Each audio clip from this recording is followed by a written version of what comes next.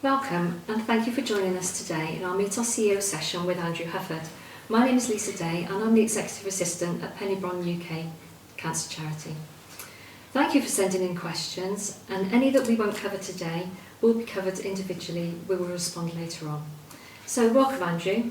Can you tell us a little bit about your career please? Hi Lisa, yeah of course. Originally I was born in Cambridge here in Peterborough. I went off to university, to Cardiff University in fact, studying English literature, English linguistics, and like many students never went home really, so then embarked on a career with Marks and Spencer's store management originally.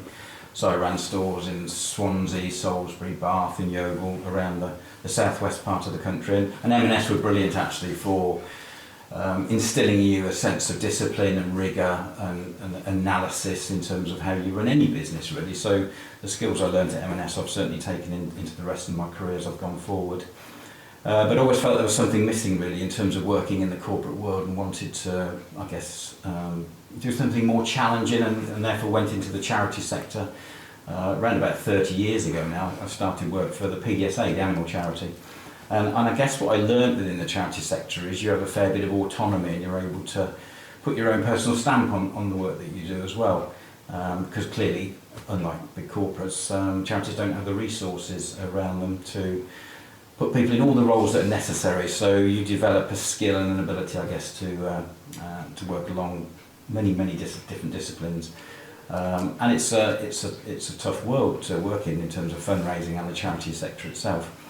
I left PDSA, worked for British Heart Foundation, and then most significantly I worked for St Peter's Hospice, who were the local hospice in Bristol, and then I went to work for Tenebus, the Welsh cancer charity, before coming to Penny Brohn. So actually within the cancer part of the charity sector I've probably spent 25 years or so across palliative care, cancer research, and the specific and bespoke and unique element of cancer care and support that Penny Brohn offers as well, that integrated cancer care, that holistic cancer care, that offering clients more than medicine. So quite a lot of experience in that sector, and I've had a number of roles at Penny Brohn. In fact I joined Penny Brohn back in 2014, and the role of CEO is actually my sixth role at Penny Brohn. I came in to do business development.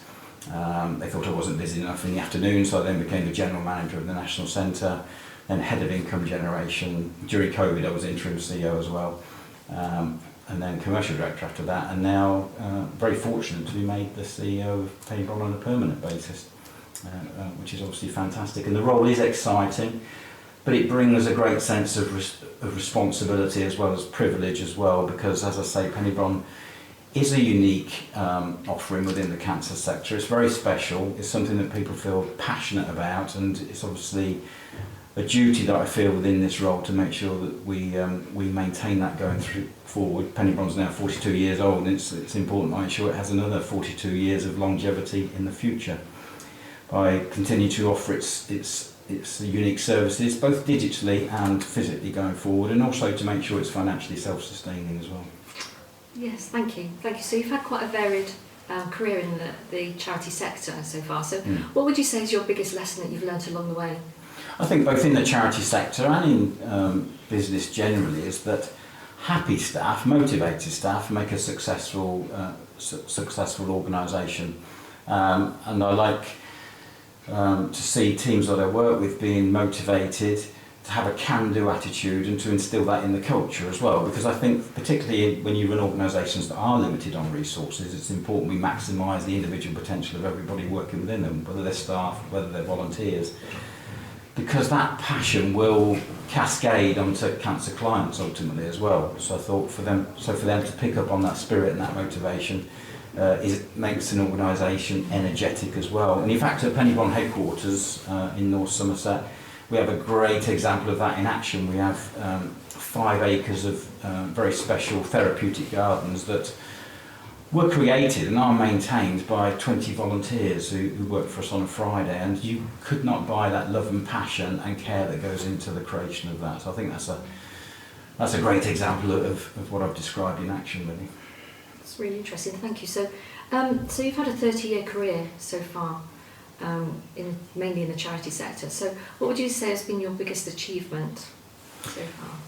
Within the charity sector, I would say, because outside the charity sector, one of my ambitions originally was to be a professional footballer, and for a period I was signed on with Peterborough United, but I never got big enough, fit enough or skillful enough to make that career successful. So I've found my success has come within the charity sector within these last 30 years. And I guess looking back, the things I'm most proud of, I put 50 shops, 50 St Peter's Hospice shops onto the streets of Greater Bristol, primarily to generate a regular, reliable income stream for that charity, but also to raise the profile of palliative care and the unique services that St Peter's offer within the city. So there was a St Peter's shop on every key high street in Greater Bristol, raising its profile, attracting more donations, attracting more volunteers. And over time creating a multi-million-pound business that is still there today, so I'm particularly proud of that. When I worked for Tenebus, the Welsh cancer charity, we embarked on a partnership with Movember, the Australian men's health charity. Now Movember were looking for a cancer charity partner within every country in the world, and I don't think they'd ever heard of Wales, because obviously Tenebus was in Cardiff in Wales. But we went to them and said, Welsh men in particular aren't great at engaging with healthcare and with cancer care. Wouldn't it be great if we took the care to them via a man van? So our concept or model was that this man van would have a male nurse on board, and it would be a black pinked up van that would be attractive to men, because men are terrible at engaging with healthcare. And that van would drive around Wales engaging with hard to reach parts of Wales and men who weren't actually engaging with healthcare, and promote the importance of self-care, engaging with health professionals regularly in order to look after yourself as well. So Movember bought into that concept and granted Tenebus £600,000 to do that.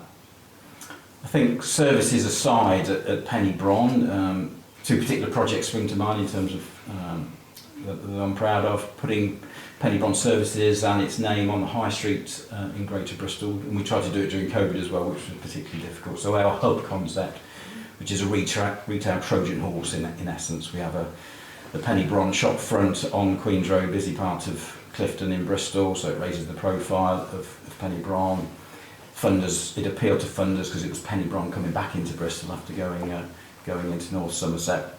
And it's a unique model that funders were attracted to as well, because there's services within that premises as well. So that model will ultimately be scalable, be replicable around the country, and it gives us an opportunity to expand our name and services if we wish to in the future. And at national headquarters, we had a 5 acre, as I said, 5 acre gardens, therapeutic gardens, very special gardens that have now been doubled to over 11 acres now as well. So I like to think I played a key part in enabling that to happen, to strengthen both the presence of the headquarters and the impact of the headquarters here, but also obviously to strengthen the balance sheet and the finances of Penny Brohn as well. Okay, that's really good. Thank you very much. So you've been at Penny Brohn 8 years? 8 years, coming up to 9 years? Yes. So what is it about Penny Brohn, and why are you passionate about working for our charity? Well, originally I came to Penny Brohn because one of my great friends used the service here, and what he found beneficial when he came to Penny Brohn, and I think to a degree this describes the uniqueness of the offering that is here, because it's about, we're all different, we're all unique as individuals, and we all deal with a health crisis in a very different way. And it's about finding a package of care that works for you as an individual. So my friend, what he valued was, through his cancer diagnosis and treatment, and he was having mainstream treatment as well, what he valued when he came to Penny Brohn was the unique time he could spend with Penny Brohn doctors. He didn't feel rushed or pressured that he did in the mainstream system. He was a bit of an intellectual, so he liked to access the resources that were in our library to read about what was happening in his particular set of circumstances. He particularly liked some of the one-to-one therapies and access those, particularly shiatsu actually. And again, he loved to relax in the gardens here at Penny Brohn, because he felt they had a profound impact on his general well-being as well. And I could see the impact all of that range of services had on him as an individual. And the underlying philosophy within Penny Brohn, which is that we're all made up of 4 key parts: mind, body, spirit and emotions, makes perfect sense to me as well, because we all need to take an holistic approach to any crisis, but also a health crisis as well, and also to take those learnings into how we look after ourselves in a general well-being sense as well. Eat the right food, do the right exercise, look after your mental and spiritual health. I think that resonates with people, whether they're well or whether they're poorly, and whether it's being used in the context of having a cancer diagnosis or just in a preventative way as well. So my passion and motivation comes from there. But obviously, as I say, the role of CEO is, I see the role of CEO is to take the impact that's had on me, and make sure that we can take those services to more people, enable more people to access Penny Brohn. So accessibility and reach is crucial for me, and as I say, to create financial sustainability behind that as well. Because Penny Brohn gets no government funding, gets no statutory funding. We have to self-start every single year, so that is always going to be a challenge. But if we want to be around for the long term, as we do, I think for me to create that portfolio of income that consistently and constantly into the future supports the services we give, that's also a main motivation for me. I am motivated and challenged by difficult financial circumstances as well, so I bring that into the job hopefully as well. Thank you. So you've referred a little bit earlier about COVID and opening the hub in the COVID pandemic, yes, and also financial challenges. So like many charities at the moment, the income that we've previously seen before is not quite there so much anymore. No. So what impact did the pandemic have on the charity overall? Well, the COVID had a profound impact on Penny Brohn.